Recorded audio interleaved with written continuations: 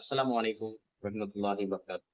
அன்பான நேயர்களே, இன்றைக்கு நாம் பார்க்க இருப்பது சுமார் 234 நாட்களாக தொடர்ந்து காசா பகுதியில் இஸ்ரேல் நடத்தி வரும் ஆக்கிரமிப்புகள், அதைத் தொடர்ந்து அந்த மக்கள் மீது நடக்கக்கூடிய தாக்குதல்கள், அங்கே நடக்கக்கூடிய பேரழிவுகளை பற்றி முக்கியமாக நாம் காண இருக்கிறோம். ஏனென்று சொன்னால், நேற்றைய தினம் சோசியல் மீடியாவில் ஆல் ஐஸ் ஆன் ரஃபா என்கின்ற இந்த புகைப்படம் சோசியல் மீடியாவில் எங்கு பார்த்தாலும் வலம் வந்தது என்கின்ற விஷயத்தை நாம் பார்த்தோம். 19 மில்லியன் மக்கள் இதை பதிவிறக்கம் செய்திருக்கின்றனர். முதலாக நாம் வீடியோ வடிவில் நாட்டில் நடக்கக்கூடிய செய்திகளை உங்களுக்கு வீடியோ வடிவில் தெரிவிப்பதற்காக வேண்டி இந்த சேனல் மூலமாக உங்களுக்கு தெரிவித்திருக்கிறேன்.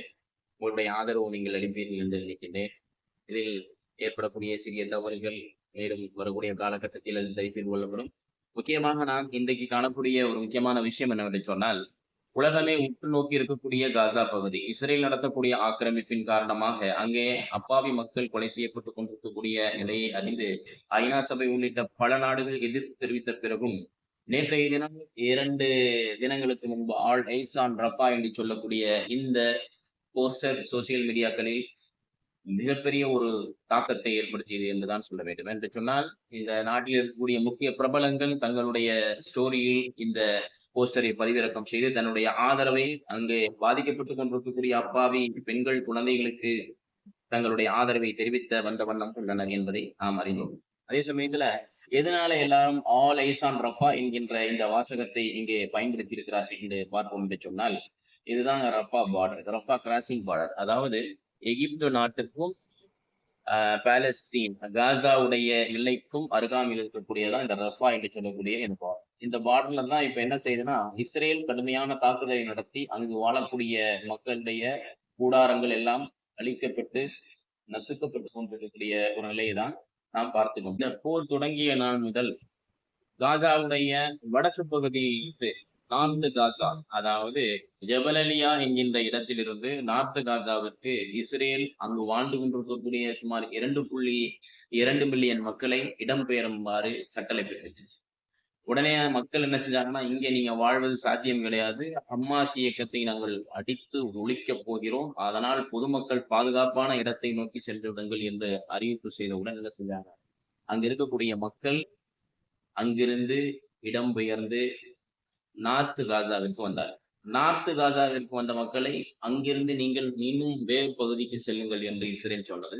உடனே அதையும் கேட்டுக்கொண்டு அங்க இருக்கக்கூடிய அப்பாவி மக்கள் நார்த்து காசாவில் இருந்து கான்யூனிஸ் என்கின்ற பகுதிக்கு வந்தனர்.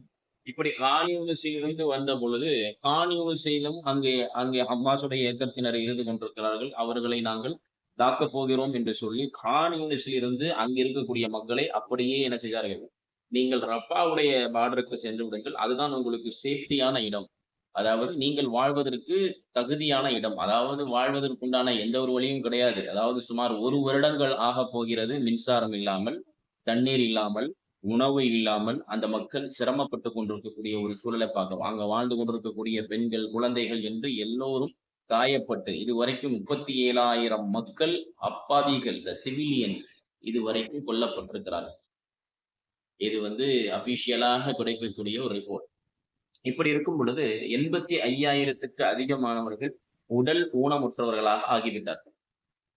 இப்பொழுதுதான் என்ன சொல்கிறார் என்று சொன்னால், நீங்கள் ரஃபா பார்டர் பகுதியில் இருந்து ரஃபா என்பது எகிப்து நாட்டுடைய பார்டர், அதாவது எகிப்தையும் பாலஸ்தீனத்துடைய காசாவுடைய பகுதியும் இணைக்கக்கூடிய இடம் தான் இந்த ரஃபா என்று சொல்லக்கூடியது. அவங்க என்ன சொல்றாங்க, மக்களுக்கு நம்பிக்கை ஏற்படுத்தி நீங்க ரஃபாவுக்கு போங்க அப்படின்னு சொல்றாங்க. அப்போ ஒரு 3 நாட்களுக்கு முன்பு என்ன நடக்குதுன்னா, இஸ்ரேல் என்ன சொல்லுது, இந்த ரஃபா பார்டர் பகுதியில் என்ன செய்யறாங்க, ஹமாஸுடைய முக்கிய 2 தலைவர்கள் அங்கே இருக்கிறதாக எங்களுக்கு தகவல் வந்திருக்குது, அதனால நாங்க ரஃபாவை அடிக்க போறோம் அப்படின்னு சொல்லி. அப்போ அமெரிக்கா போன்ற நாடுகள் எல்லாம் கடுமையான கண்டனங்களை சொல்கிறது. என்ன சொன்னாக்கா, இந்த ரஃபாவுடைய பார்டர் பொறுத்தவரையில இதை சுற்றியும் என்ன பண்றாங்கன்னா, சுவர்கள் எழுப்பப்பட்டிருக்கக்கூடிய காட்சியை இங்க பார்க்கலாம். அதாவது சுற்றியும் யாருமே என்ன செய்ய முடியாது, உள்ள நுழைய முடியாது, அந்த அளவுக்கு அங்கே சுவர்கள் எழுப்பப்பட்டிருக்கக்கூடிய காட்சியை தான் நம்ம என்ன செய்ய முடியும், பார்க்க முடியும். அதனால் இதை தாண்டி அவர்களால் யாரால என்ன செய்ய முடியாது, இதை தாண்டி வர முடியாத ஒரு சுவர்களை, தடுப்பு சுவர்களை என்ன செய்யறாங்கன்னு சொன்னாக்கா எகிப்து அரசாங்கம் ஏற்படுத்தி இருக்கிறது அப்படிங்கிறத நம்ம பார்க்க முடிகிறது. ஏன்னா அமெரிக்கா சொல்லிடுச்சு, இதுக்கு மேல் நீங்கள் ரஃபா பார்டரை தாக்கினால், நீங்கள் ரஃபாவை தாக்கினால் நாங்கள் உங்களுக்கு வழங்கக்கூடிய ஆயுதங்களை எல்லாம் என்ன செஞ்சிருவோம், நாங்க நிறுத்திடுவோம். இனிமே நாங்க எந்த ஒரு ஆயுதங்களையும் இஸ்ரேலுக்கு நாங்கள் வழங்க மாட்டோம். ரஃபா என்கின்ற ஒரு இடம் என்னன்னு சொன்னாக்கா, அகதிகள் கூடாரம். தூய தமிழ்ல சொல்வதா இருந்தா. அதாவது காசா போரில் பாதிக்கப்பட்ட மக்கள் கூடாரம் அடித்து தங்கி இருக்கக்கூடிய ஒரு இடம். அது வீடு கூட கிடையாது. அதாவது ஒரு பொட்ட திடலு. அந்த பொட்ட திடல்ல கூடாரம் அடிச்சு என்ன செய்றாங்க, அங்க மக்கள் வாழ்ந்து கொண்டிருக்கிறார்கள். காரணம் என்ன? போர் நடந்துகிட்டு இருக்கும்போது இது ஒரு சேஃப்டியான இடம் இருக்குன்னு அப்படிங்கிறதுனால, அந்த பார்டர் பகுதியில வந்து இருக்கிறாங்க. அந்த பார்டர் சுத்திலும் என்ன செஞ்சிருக்கு? சுவர் எழுப்பப்பட்டிருக்குது. எகிப்து உள்ளேயும் அவங்களால என்ன செய்ய முடியாது? உள்ளே நுழைய முடியாத ஒரு நிலை. இப்படிப்பட்ட நிலையில தான் என்ன செய்யுதுன்னு சொன்னாக்கா, இஸ்ரேல் அமெரிக்காவுடைய பேச்சை மீறி 2 தினத்துக்கு முன்னாடி என்ன செய்யுதுன்னா, ரஃபா பகுதியில் கடுமையான தாக்குதலை நடத்துகிறது. போர் விமானங்கள் மூலமாக என்ன செய்றாங்க? கடுமையான தாக்குதல் நடத்தி, அங்க இருக்கக்கூடிய நிலைய பாருங்க சுப்ஹானல்லாஹ். அங்கே கடுமையான இந்த எரிஞ்சுகிட்டு இருக்கிறத இத பார்க்குறீங்க நீங்க. இவ்வளவு மக்கள் அதாவது சுமார் 45 மக்கள் என்ன செய்றாங்க? உயிரிழக்கிறார்கள். கூடாரத்தில் நிம்மதியாக உறங்கிக் கொண்டிருந்தவர்களுடைய மேல் என்ன செய்றாங்க? இஸ்ரேலுடைய ராணுவம் வெடி குண்டுகளை வீசி தாக்குதல் நடத்தி, அங்கே ரஃபா பகுதியில் இருக்கக்கூடிய அந்த கூடாரத்தில் இருந்த மக்களை அழித்து ஒழிக்கிறார்கள். அங்கே என்ன காரணம்னு சொல்றாங்கன்னா, எங்களுக்கு தகவல் வந்திருக்கு 2 பேர் அங்க என்ன செஞ்சிருக்காங்க, ஹமாஸுடைய இயக்கத்தினர்கள் தஞ்சம் புகுந்திருக்கிறதாக எங்களுக்கு தகவல் வந்திருக்கிறது. அதனால நாங்க என்ன செஞ்சிருக்கோம், தாக்குதல் நடத்தியிருக்கிறோம் என்பதாக இஸ்ரேல் கூறுகிறது. இந்த விஷயத்த நம்ம இஸ்ரேல் தனது 10 பெட்டாலியனை என்னை கொண்டு என்ன செஞ்சுட்டாங்க என்னைய அப்படின்னா, அந்த ரஃபாவுடைய பார்டர் பகுதியில கொண்டு போய் நிறுத்திட்டாங்க. அதாவது நாங்கள் ரஃபாவில் எங்களுடைய தேடுதல் வேட்டையை நடத்துவோம். அங்க இருக்கக்கூடிய ஹமாஸ் இயக்கத்தினரை அடித்து ஒழித்து தான் எங்களுடைய இறுதிக்கட்ட போர் நடந்து முடியும் என்பதாக அறிவிக்கிறாங்க. அதாவது இஸ்ரேலுடைய ராணுவ தளபதி என்ன செய்றாருன்னா, இந்த போர் 6லிருந்து 7 மாதம் வரை தொடங்கும் அப்படிங்கிறாரு. இருக்கிறதுக்கு வேற இடமே கிடையாது. அதாவது ஐநாவுடைய அறிக்கை என்னன்னு சொன்னாக்கா, இதுவரைக்கும் நடந்த அந்த போரின் தாக்கத்தின் காரணமாக காசாவில் இருக்கக்கூடிய கட்டடங்கள் எல்லாம் இடிந்து சரிந்து போய் கிடக்கிறது. இதை அகற்றுவதற்கு 14 ஆண்டுகள் பிடிக்கும் அப்படின்னு சொல்லி என்ன செய்றாங்க, இஸ்ரேலுடைய ராணுவ தளபதி சொல்லக்கூடிய விஷயத்த நம்ம பார்க்கிறோம். அப்ப இப்படிப்பட்ட ஒரு நிலையில் என்ன செய்றாங்கன்னு சொன்னாக்கா, இஸ்ரேல் ஒரு இரக்கம் இல்லாமல் அங்க இருக்கக்கூடிய குழந்தைகளையும், பெண்களையும் என்ன செய்றாங்க, கொலை செய்யக்கூடிய ஒரு நிலைப்பாட பார்க்குது. அங்க இருக்கக்கூடிய ஒரு தந்தை என்ன செய்றாரு, தன்னுடைய ஒரு குழந்தையுடைய உடல் எடுக்குறாரு. தலை இல்ல. இது யாருடைய குழந்தை அப்படின்னு கேட்கிறாரு. இந்த அளவுக்கு அங்கே இருக்கிறது. உடல் கருகப்பட்டு அவருடைய சாம்பல்கள் மட்டும் தான் அங்கே இருக்கிறது. இப்படி கை கால்களை இழந்து ஏன்னா ஒரு மனிதனுக்கு ஒரு கடுமையான ஒரு பாதிப்பு அவனுடைய உடலில் நெருப்பினால் ஏற்படக்கூடிய பாதிப்பு என்பது கடுமையான ஒரு தாக்கத்தை ஏற்படுத்தும். இப்போ நெருப்பால் ஒரு மனிதன் உயிரிழக்கிறான் என்று சொன்னால் எவ்வளவு பெரிய ஒரு கஷ்டமான ஒரு துயரமான சம்பவம் அங்கே நடந்து கொண்டிருக்கிறது. உலக நாடுகள் இதை பார்த்து வேடிக்கை பார்த்து கொண்டிருக்கிறது. அதுக்குதான் இப்ப என்ன செய்யறாருன்னு சொன்னாக்கா, இவரு நம்மளுடைய துருக்கியுடைய ஜனாதிபதி என்ன சொல்றாருன்னா, உலக நாடுகளுக்கு அறைகோல் விழிக்கிறார்.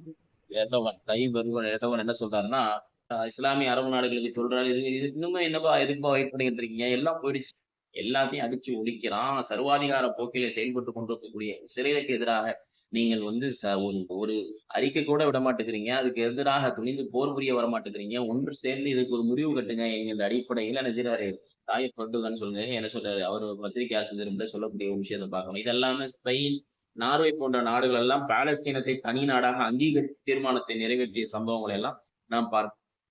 இப்படி இருக்கும் பொழுது இஸ்ரேல் என்ன சொல்கிறது என்று சொன்னால், நாங்கள் ஹமாஸை துடைத் தெரியாதவரை இந்த போர் நிறுத்தப்படாது என்று கூறுகிறார்கள். ஆனால் இது இந்த போர் முடிவுக்கு வருவது என்பது சாத்தியமில்லாத ஒரு விஷயமாக இருக்கிறது. ஆனால் அங்கே பாதிக்கப்படுவது அப்பாவி மக்களாகத்தான் இருக்கிறார்கள் என்கிற விஷயத்தை நம்ம பார்க்கிறோம். இதுவரைக்கும் இஸ்ரேல் அங்கே உள்ளே புகுந்து 230 நாட்களாக ஆகிவிட்டது. ஹமாஸ் இயக்கத்தை சார்ந்தவர்களை அவர்கள் கொலை செய்ததாக, ஹமாஸ் இயக்கத்தை சார்ந்தவர்கள் தாக்குதல் நடத்தி அவர்கள் அழித்ததாக எந்த ஒரு ஆதாரத்தையும் இதுவரையும் அவர்களால் சமர்ப்பிக்க முடியவில்லை. ஆனால் இடையில் ஹமாஸ் இயக்கத்தினர் 5 இஸ்ரேலிய ராணுவ வீரர்களை பிடித்துக் கொண்டு பிணைய கைதிகளாக பிரித்துக் கொண்டு இழுத்து செல்லக்கூடிய காட்சியை சோசியல் மீடியாக்கள்ல நம்ம பார்க்கிறோம். இந்த அளவுக்கு இஸ்ரேல் மீது அவர்கள் ஒரு பக்கம் தாக்குதல் நடத்தி கொண்டிருக்கிறார்கள். ஆனால் இஸ்ரேல் அந்த தாக்குதலை சகித்துக் கொள்ள முடியாமல் அப்பாவி பொதுமக்கள் மீது தாக்குதல் நடத்தி என்ன செய்றாங்க, அங்க இருக்கக்கூடிய மக்களை அழித்து ஒழிக்கக்கூடிய ஒரு விஷயத்த பார்க்கணும். இது மாதிரி சோசியல் மீடியாக்கள்ல ரஃபா, அலைஸ் என்ற இந்த விஷயம் இது மாதிரிதான் அங்க அவங்க தங்கி இருக்கக்கூடிய கூடாரங்கள்ல சுப்ஹானல்லாஹ் அவர்கள் இரவு நேரத்திலே தூங்கி கொண்டிருக்கும் பொழுது வானில் இருந்து குண்டு மலைகளை பொழியச் செய்து அங்கே இருக்கக்கூடிய மக்களை சமாதி கட்டிக் கொண்டிருக்கிறார்.